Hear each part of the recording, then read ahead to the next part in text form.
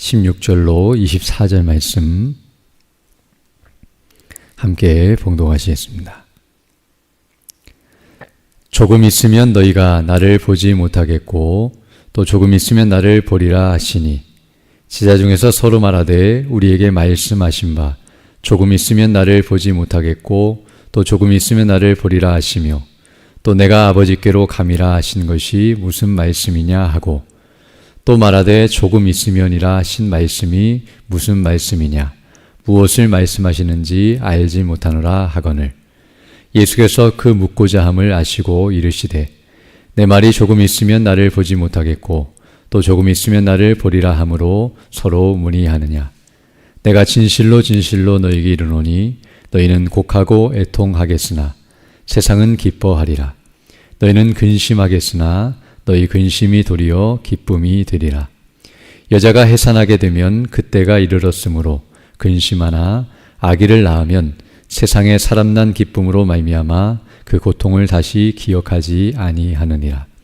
지금은 너희가 근심하나 내가 다시 너희를 보리니 너희 마음이 기쁠 것이요 너희 기쁨을 빼앗을 자가 없으리라 그날에는 너희가 아무것도 내게 묻지 아니하리라 내가 진실로 진실로 너희에게 이르노니 너희가 무엇이든지 아버지께 구하는 것을 내 이름으로 주시리라 지금까지는 너희가 내 이름으로 아무것도 구하지 아니하였으나 구하라 그리하면 받으리니 너희 기쁨이 충만하리라 아멘.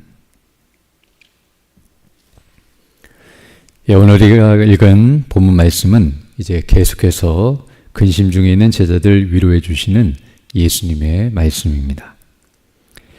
오늘 본문 16절로 18절을 보게 되면 이렇게 말씀하고 있는데요. 조금 있으면 너희가 나를 보지 못하겠고 또 조금 있으면 나를 보리라 하시니 제자 중에서 서로 말하되 우리에게 말씀하신 바 조금 있으면 나를 보지 못하겠고 또 조금 있으면 나를 보리라 하시며 또 내가 아버지께로 감이라 하신 것이 무슨 말씀이냐 하고 또 말하되 조금 있으면이라 하신 말씀이 무슨 말씀이냐 무엇을 말씀하시는지 알지 못하노라 라고 말씀하고 있습니다. 오늘 여기 본문에서는 예수님께서 먼저 말씀하시자 제자들이 그 말씀을 듣고서 이것이 무엇을 의미하는지 모르겠다라고 서로 논의하고 있는 모습이 나타나고 있습니다. 이 내용은 우리가 이미 앞에서 살펴본 것처럼 12절에서 말씀한 것처럼 내가 아직도 너희에게 이를 것이 많으나 지금은 너희가 감당하지 못하리라 라고 말씀하신 것처럼 지금 예수님께서 계속해서 제자들에게 앞으로 일어날 일에 대해서 말씀해 주고 계시지만 그리고 그 일에 대해서 그들이 어떻게 반응하고 또 그것을 어떻게 대비해야 할지 미리 가르쳐 주심에도 불구하고 그들은 그것을 깨닫지도 못하고 있고 또 어떻게 해야 할지를 모르고 있는 즉 감당할 수 없는 상태에 있는 그런 연약한 모습을 보여주고 있습니다. 그러나 예수님께서는 그러할지라도 그들에게 계속해서 말씀해 주시고 계속 위로해 주고 계시는데요. 왜냐하면 나중에 이제 그 일이 일어난 후에 이 모든 것들을 깨닫게 되고 그리고 성령께서 오셔서 그 모든 것들을 가르치시고 진리 가운데로 인도하실 때에 그들이 확신과 기쁨 가운데 거하게 되며 오늘 말씀하신 것처럼 될 것이기 때문에 이와 같이 가르쳐 주시고 있는 것임을 알 수 있습니다. 먼저 오늘 본문에서 예수님이 말씀하신 이 내용 당시의 제자들은 이해할 수 없었지만 나중에 그들이 깨닫게 되었을 것이며 또 우리도 이것이 무엇인지 이미 성경을 통해서 다 알고 있고 확인하고 있는데요. 바로 여기 예수님께서 조금 있으면 나를 보지 못한다는 이 말씀은 1차적으로는 이제 십자가에 못 박혀 죽으시는 일 그래서 이제 무덤에 장사되시고 이제 하나님께로 가시는 잠깐 동안 가시는 일과 또 부활하신 후에 승천하시는 일이 있는데요. 바로 1차적으로는 십자가에 못 박혀 죽으셔서 바로 그들과 육신적으로 떠나시는 일을 의미한다고 말할 수 있으며 그리고 또 다른 의미를 생각해 본다면 바로 승천하시어서 이제 하나님 아버지께로 가시는 것. 여기 본문에서도 예수님께서 아버지께로 가는 것이 무슨 뜻이냐라고 말하는 것처럼 바로 예수님이 승천하시어 제자들과 떠나시는 것을 의미한다고 말할 수 있습니다. 그리고 이제 그 말씀을 하신 후에 또 조금 있으면 이제 나를 볼 것이다 라고 말씀하고 있는데요. 그것은 1차적으로는 앞서 보지 못하는 것이 죽으시는 일이었다고 한다면 이제 부활하셔서 예수님이 그들을 만나시는 일을 의미한다고 할 수 있지만, 그러나 또 예수님께서 다시 보신다는 이 말씀은 부활하신 다음에 이제 승천하심으로 보지 못하게 되는 일을 생각한다면, 이제 승천하신 후에 성령님이 오셔서 성령님으로 말미암아 예수님을 영적으로 만나게 되고 또 보게 되는 일을 의미한다고 말할 수 있습니다. 그러나 조금 있으면 나를 보리라는 이 말씀이 궁극적으로 성취되는 때는 바로 예수님이 이제 다시 재림하시는 날을 의미하는데요. 이 땅에 다시 오심으로 말미암아 우리를 다시금 만나게 되고 또 이와 같은 일이 일어나게 될 것을 미리 말씀하시는 것임을 알 수 있습니다. 특별히 예수님께서 오늘 이 본문에서 너희가 조금 있으면 나를 보지 못할 것이지만 조금 있으면 나를 다시 보게 될 것이다 라고 하시는 이 말씀은 제자들을 두렵게 하거나 근심시키기 위한 목적이 아니라 위로해 주시기 위한 목적이라는 것을 알게 되는데요. 바로 예수님께서 여기 나를 보지 못하는 일이 있을 것이다. 그 말은 예수님이 제자들을 떠나시는 일인데요. 이 말씀을 하신 이유는 그들이 이런 일들이 일어날 때에 두려워하거나 염려하지 않도록 그들을 미리 마음의 준비를 시키시는 모습이라고 말할 수 있으며, 또한 비록 잠시 동안 볼지 못하는 일이 있지만 다시 보게 될 것이다 라고 말씀하시므로 이제 다시 만나게 될 것이며, 그리고 이제는 영원히 떠나지 않고 함께 하실 것이라는 것을 가르쳐 주신 것임을 알 수 있습니다. 또 오늘 본문을 보게 되면 조금 있으면이라는 말씀을 계속하고 계시는데요. 이 말은 조금만 있으면 이루어질 일이라는 것을 말씀해 줌으로써 그 시간은 짧은 시간이며 잠깐 동안 이루어질 것임을 말씀해 주심으로 예수님과 떨어지는 일은 잠깐이지만 만나고 함께하는 일은 영원할 것이라는 것을 가르쳐 주심으로 잠깐만 참고 또 그 잠깐만 고통을 당할 것이라는 것을 그들에게 말씀해 주심으로 위로해 주시는 말씀임을 알 수 있습니다.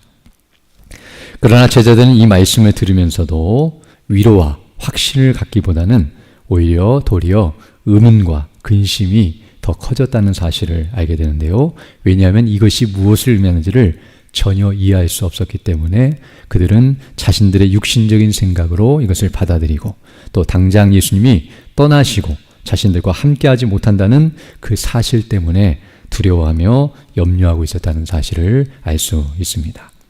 그래서 예수님께서는 이제 19절로 오늘 본문 24절에서 이제 예수님이 이렇게 말씀하신 것이 무엇을 의미하는지를 다시 한번 설명해 주시고, 그리고 예수님께서 이제 다시 만나게 될 것이며 그 위에 있을 기쁨과 영광이 무엇인지를 다시 한번 설명해 주고 계십니다. 그래서 오늘 본문 19절로 먼저 22절을 보게 되면 예수님께서 이렇게 말씀하고 있는데요. 예수께서 그 묻고자 함을 아시고 이르시되 내 말이 조금 있으면 나를 보지 못하겠고 또 조금 있으면 나를 보리라 하므로 서로 문의하느냐.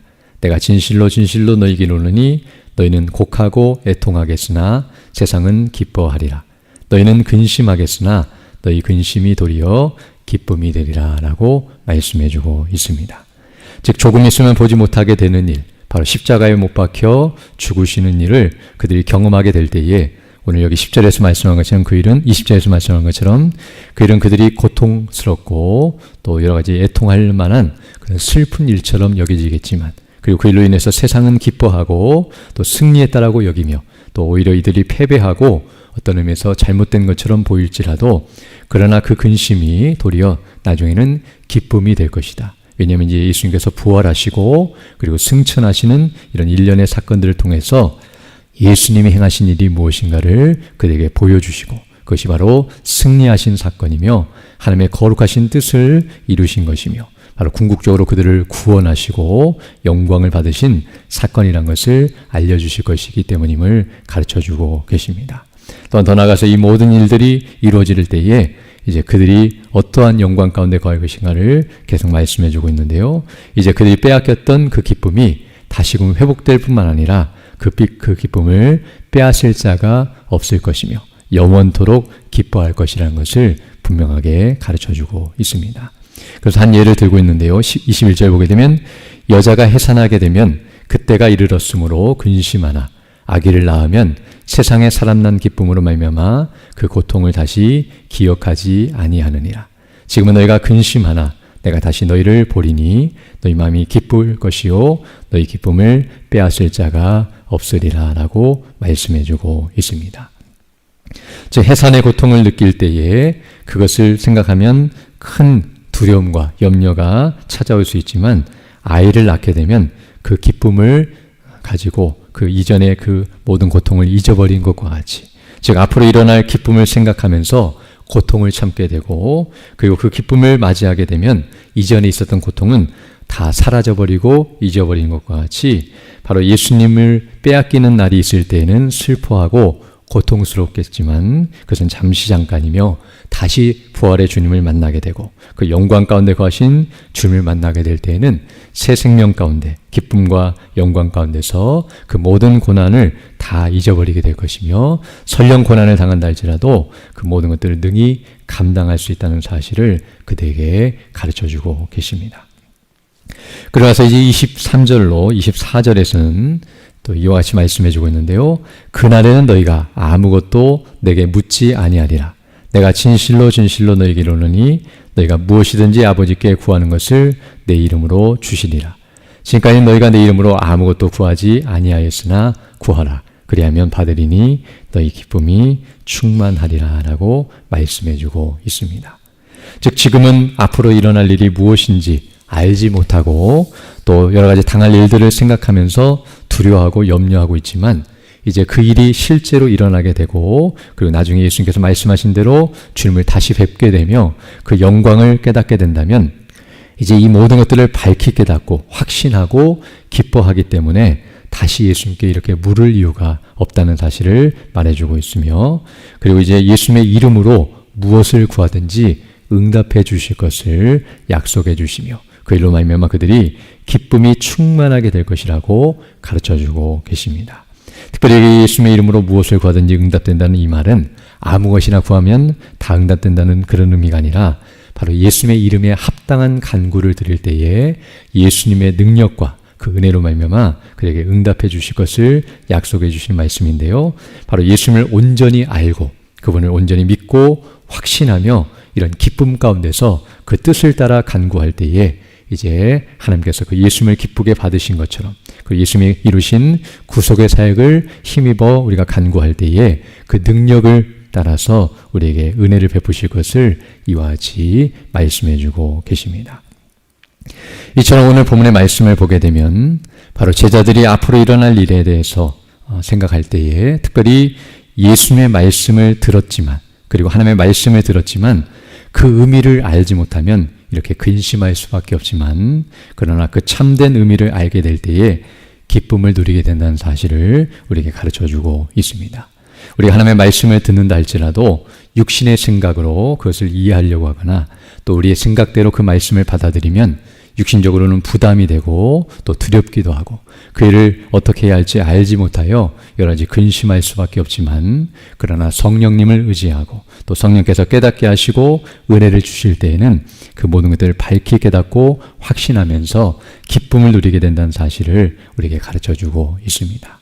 성경이 말씀하시는 바 그 모든 약속과 하나님께서 이루실 그 모든 일들은 얼마나 영광스럽고 놀라운 것인가를 우리가 항상 기억하면서 우리에게 약속하신 것을 늘 깨닫게 하시고 또 그것을 늘 주목하면서 믿음으로 나아가게 달라고 간구하는 일이 있어야 한다는 것을 알게 되며 또 우리가 그 의미를 안다 할지라도 실제로 그 일을 당하게 되면 어려움을 느끼게 되겠지만 그러나 그럴 때라도 계속 주의 말씀을 의지하고 또 하나님께서 말씀하신 바를 늘 깨닫고 확신하며 그것을 주목할 때만이 우리가 이 모든 것들을 등이 감당할 수 있다는 사실을 깨닫게 됩니다.